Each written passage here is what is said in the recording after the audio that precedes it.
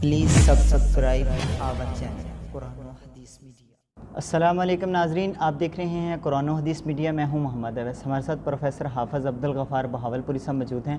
آج ہم حافظ صاحب سے پوچھیں گے، حافظ صاحب ہمیں یہ بتائیں کہ جیسے کہ جو ہے وہ ابھی اتحاد ہوا ہے مثلاً کہ سبھی جماعتوں کا، تو اس کے بارے میں ہم ڈسکس کریں گے کہ یہ جو ہے نا وہ کیا یہ ابھی ممکن ہے یا اس کو برقرار رکھا جائے۔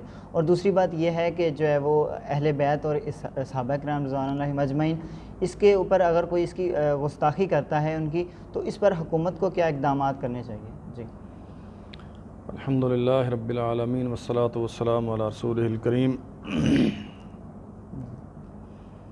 مملکت اسلامیہ پاکستان میں یہ چیز بہت تکلیف کا باعث ہے کہ یہاں کبھی نبی کریم صلی اللہ علیہ وسلم کی توہین پر جسارت کی جاتی ہے، اور کبھی اسلامی مسلمات کو خام خواہ نشانہ ستم بنایا جاتا ہے۔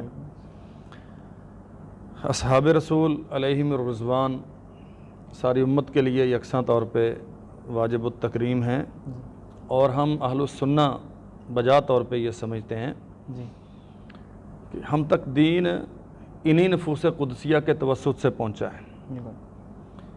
تو اگر ان کا تشخص مجروح ہوتا ہے، ان کی عزت و شان میں کوئی فرق آتا ہے، تو گویا اسلام کی حقانیت اس سے متاثر ہوتی ہے۔ اور یہاں ایک بہت بڑی بات سمجھنے کی یہ ہے کہ اصحاب رسول علیہم الرضوان کے متعلق شکوک و شبہات کا اظہار کرنا، طعن و تشنیع کا انہیں نشانہ بنانا، گویا یہ اللہ ذوالجلال والاکرام کے انتخاب پہ شک ہے۔ ہم سمجھتے ہیں کہ اپنے نبی کے لیے اس مقدس جماعت کا انتخاب اللہ وحدہ لا شریک نے خود فرمایا، تو گویا یہ تو اللہ ذوالجلال والاکرام کے انتخاب پہ شک ہے۔ اور یہ وہ مقدس اور مبارک ہستیاں ہیں جن کی تربیت رسول کریم صلی اللہ علیہ وسلم نے کی، تو اگر ان کے ایمان پہ کوئی شک ہوتا ہے یا ان کی وفاؤں پہ کوئی تشکیک کا اظہار کیا جاتا ہے، تو اس کا معنی پھر یہ ہے کہ رسول اللہ صلی اللہ علیہ وسلم کی تربیت پہ اس کا معنی ہے کہ اعتراض کیا جاتا ہے۔ سو اعتراض کرنے والوں کو اپنے اعتراض کی حقیقت کو سمجھنا چاہیے۔ یہ کسی ایک شخصیت پہ اعتراض نہیں ہے، یہ گویا دین اسلام پر اعتراض ہے۔ اور یہ اعتراض کرنے والے بیچارے، ان کی حقیقت اتنی سی ہے، سیدنا علی ابن حسین رحمۃ اللہ علیہ، جناب علی المرتضیٰ رضی اللہ عنہ کے پوتے ہیں، جو امام زین العابدین کے نام سے معروف ہیں۔ ان کے پاس کچھ لوگ آئے اور ان کی موجودگی میں انہوں نے بعض صحابہ کرام رضوان اللہ علیہم اجمعین پہ نامناسب کلمات کہے۔ تو جناب علی ابن حسین رضی اللہ عنہ ان سے پوچھتے ہیں کہ کیا تم مہاجرین میں سے ہو؟ الذین اخرجوا من دیارہم و اموالہم یبتغون فضلا من اللہ ورضوانا، کیا تم ان میں سے ہو؟ کہتے ہیں ہم تو ان میں سے نہیں ہیں۔ فرمایا پھر دوسرا طبقہ ہے، والذین تبوؤا الدار والایمان من قبلہم یحبون من ہاجر الیہم ولا یجدون فی صدورہم حاجۃ مما اوتوا ویؤثرون علی انفسہم، کیا تم ان میں سے ہو؟ کہتے ہیں جی ہم ان میں سے بھی نہیں ہیں۔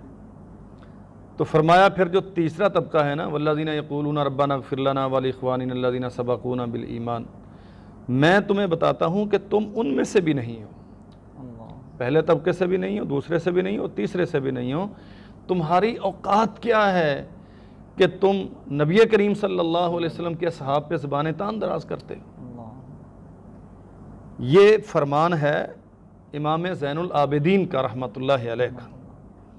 گویا یہ جتنے بھی اعتراض کرنے والے ہیں، ان کی اوقات کیا ہے اس جماعت پہ جن کی تربیت نبی محترم صلی اللہ علیہ وسلم نے فرمائی، اور جن کا انتخاب اللہ ذوالجلال والاکرام نے اپنے نبی کے اصحاب کے طور پہ فرمایا، ان پہ ان اعتراض کرنے والوں کی اوقات اور حیثیت کیا ہے۔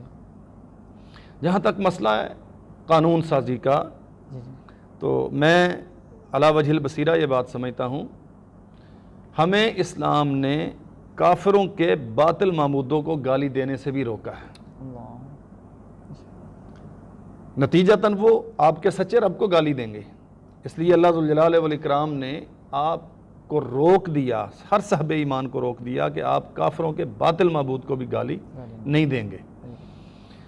تو جتنے بھی مذاہب کے ماننے والے یا مختلف مکاتیب ہائے فکر کے ماننے والے پاکستان میں موجود ہیں، سب کو ان کے اپنے عبادت خانوں میں اپنے طریقے کے مطابق عبادت کی پوری آزادی ہے. پاکستان کا آئین یہ حق دیتا ہے، لیکن اپنے عبادت خانے کے میناروں کو یا سپیکرز کو یا گلی بازاروں کو دوسرے مسلک یا مکتبہ فکر کی مسلمات اور مقدسات کی توہین کے لیے استعمال کرنا، یہ نہ شرعاً جائز ہے اور نہ ہی قانون پاکستان، آئین پاکستان ہمیں اس کی اجازت دیتا ہے. اس لیے ہم یہ سمجھتے ہیں کہ گورنمنٹ آف پاکستان کو بہت مضبوط اس پہ سٹینڈ لینا چاہیے، اور خاص طور پہ اس تناظر میں جیسا کہ اب میڈیا میں بھی یہ چیزیں رپورٹ ہو رہی ہیں، ایک وفاقی منسٹر نے باقاعدہ آن ایئر اس بات کا اظہار کیا ہے کہ یہ ایک بین الاقوامی پلاننگ ہے پاکستان میں شیعہ سنی فساد کروایا جائے.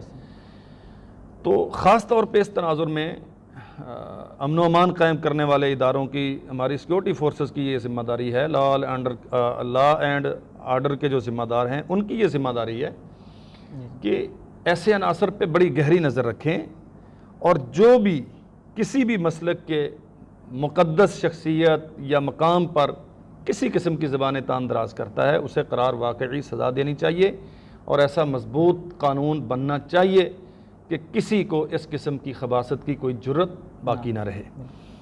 جہاں تک مسئلہ ہے اہل السنہ کے مختلف مسالک اور مکتبہ فکر کے ناموس صحابہ کے متعلق اس اتحاد کا، تو میں یہ سمجھتا ہوں یا کم از کم یہ کہہ لیں کہ ہماری یہ خواہش ہے کہ اللہ کرے اہل السنہ کے مابین کچھ اس قسم کا اتحاد قائم ہو جائے، جو ہمارے کامن ایشوز ہیں ان پہ یہ اتحاد ہمیشہ برقرار رہے. اللہ ذوالجلال والاکرام کی توحید کا مسئلہ ہے، اس میں سارے یکسو ہیں.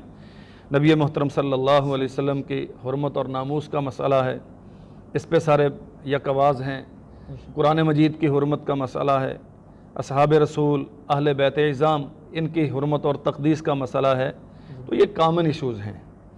اب یہ چلے گا یا نہیں چلے گا یہ تو آنے والا وقت ہی بتائے گا، لیکن ہماری خواہش یہ ضرور ہے کہ یہ مستقل بنیادوں پر چلنا چاہیے، اور پاکستان میں کسی بھی طبقے کی طرف سے جب کوئی ایسی جسارت کی جائے جس میں اسلامی مقدسات اور مسلمات پہ کوئی زبان تان دراز کی جائے تو یہ اتحاد بروئے کار آئے اور ان مجرموں کو قرار واقعی سزا دلوانے کے لیے اپنا فعال کردار ادا کرے. جزاکم اللہ خیر. جی ناظرین، اگلے پروگرام میں پھر حاضر ہوں گے، تب تک کے لیے ہمیں اجازت دیجیے. اللہ